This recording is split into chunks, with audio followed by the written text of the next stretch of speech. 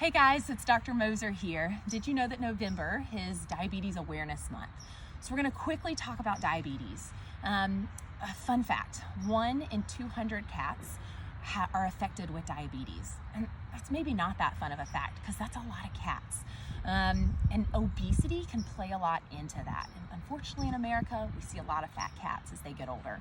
So when your veterinarian talks to you at your annual about your obese cat or dog, that may be because we want to try to prevent diabetes. So something to tuck away. When you talk about what is diabetes, so diabetes is when you have too much blood sugar floating around in your bloodstream, or glucose. And usually in a normal body, insulin should allow the body, the cells, to take up that sugar and use it as energy. But when you don't have enough insulin, or the insulin isn't produced at all, then that blood sugar just builds up and your body's kind of starving because it can't use the energy that's there. So when we talk about it, there's two different types of diabetes, type 1 and type 2, just like in humans. Type 1 is usually what we see in our dogs, and type 2 is usually what we see in our cats.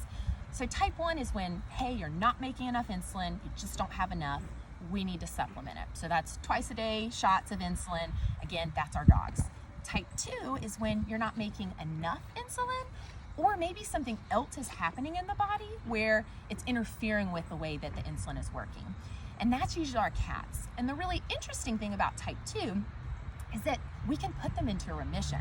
So if you're really diligent in the beginning with aggressive treatment and monitoring, we can get them into remission, meaning they might not have to have daily shots for the rest of their life.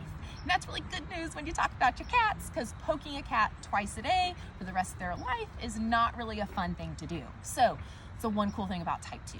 So let's kind of circle back around and say, how do we diagnose it? Like, what do you look for? I think the big things for you to look for at home would be like increased thirst, increased urination, increased hunger, or even eating a ton but losing weight in the face of that. Lethargy, cataract development, all of those can point to maybe we've got diabetes going on. Then you talk about how do we diagnose it? Really easy, actually. Just doing routine blood work and a urinalysis is all that we need to get a diagnosis. So that's really helpful. And then you talk about, what do I do with that diagnosis? What's the prognosis? What does this mean long term? It actually has a pretty good prognosis long term. It's not a death sentence when we get a diabetes diagnosis. If you're really diligent, we're doing shots twice a day, we're talking about dietary management, some weight loss plan in there, and being my best friend, coming in and visiting us a lot for routine monitoring, we can get them really well controlled where they can live really healthy, happy lives. So if you're worried about diabetes at all, or you feel like you're seeing some of those signs at home, come on in, go see your veterinarian, let's talk about it.